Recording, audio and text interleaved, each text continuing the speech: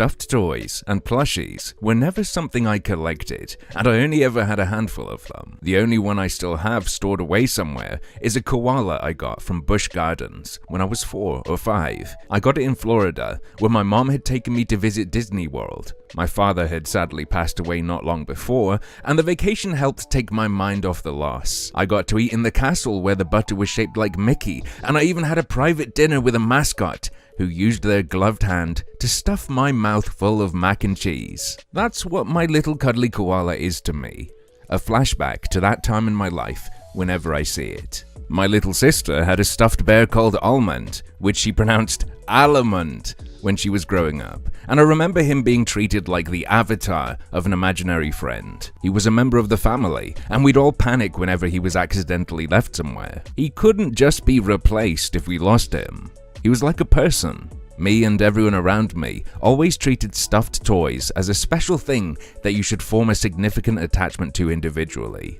Collecting them just like any other toy didn't make sense to us, but for a lot of other people, it makes all the sense in the world. Some of you might remember, or might even have been a part of, the height of the Beanie Baby craze in the 90s. Everyone was scared they would get ripped off with fakes, and some of those elusive little animals sold for crazy prices. What some people don't know is that the company behind Beanie Babies was deliberately messing with the availability of certain toys in order to strategically make the amount people were willing to pay skyrocket. And boy, did it work!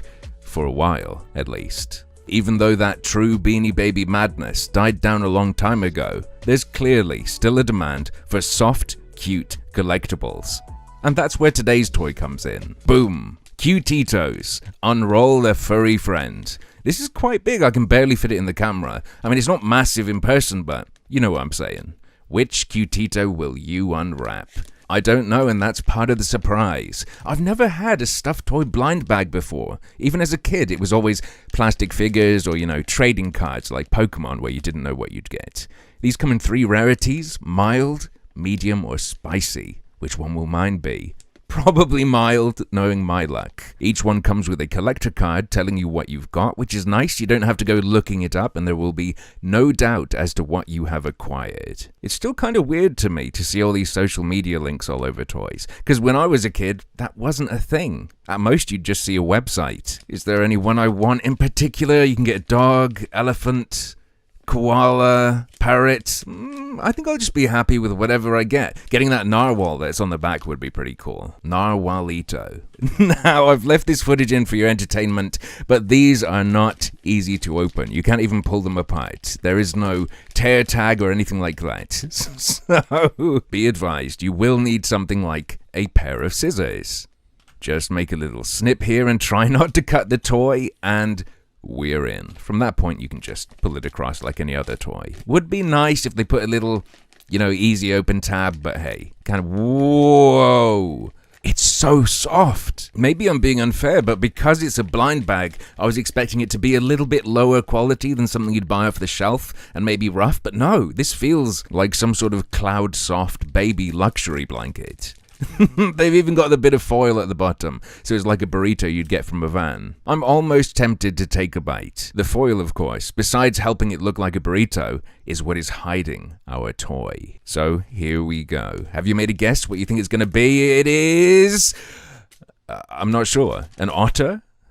I don't know. It looks so cute, though. I didn't expect to have these feelings. I will protect this little boy with my life. I will feed it and look after it and hug it and nourish it, and no one can stop me. He is my baby, and I'm going to set him free. You will not be eaten in a burrito, my little boy.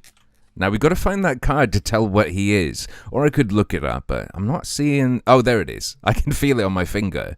He is a... Can I see him on here? I'm not sure which one he is. Fuzzito. That's got to be it. He's not Woofito, because he doesn't have the brown eyes or the dark brown ears. Oh, it's a cute picture as well, and he's medium rarity. Nice. And I've just seen something very interesting to me. He has a birthday.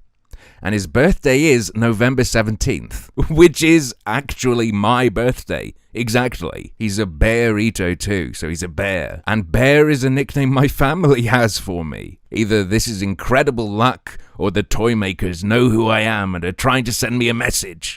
I'm sure it's just a coincidence. A very, very cool coincidence, though. So here's Fazito in all his glory. It's an interesting fill. There are some beans in there, but there is also soft, fluffy stuffing. It's a nice mixture. Gives him a little bit of weight.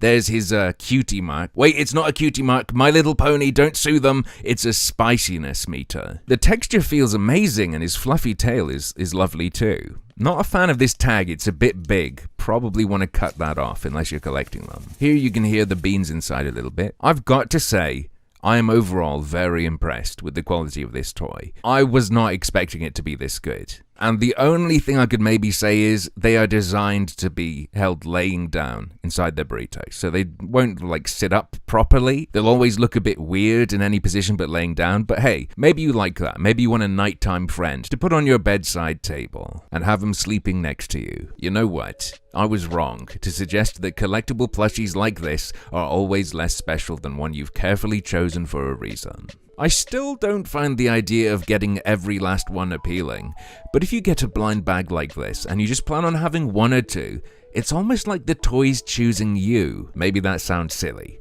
but the luck element means something then. Something I can't figure out though is whether collecting these blind bag cuddly toys is better than collecting Beanie Babies, or something else where you know what you're getting up front. On the one hand, you could hit a brick wall where there's a discontinued toy that people are only selling for crazy prices if you collect Beanie Babies or a similar toy. On the other hand, you don't know how many Cutetitos you're gonna have to buy to get a full set of them. And at £10 each, where I bought mine at least, that could really add up if you're not lucky. That's the thing with blind bags and blind boxes, isn't it? It's easy to get hooked and turn it into an obsession that's almost like gambling for the things you want. But you could also chill and just enjoy the surprise now and then. It's all down to your mindset. For me, it's important not to get wrapped up in the desire to collect complete sets, because then I stop enjoying it and it becomes a chore. But that's just me. If what you love is finding every last part of a collection, don't let my opinion stop you from enjoying yourself. Anyway, folks, that's going to be all for today. Until next Friday's episode, don't forget to like, subscribe, and have a nice day.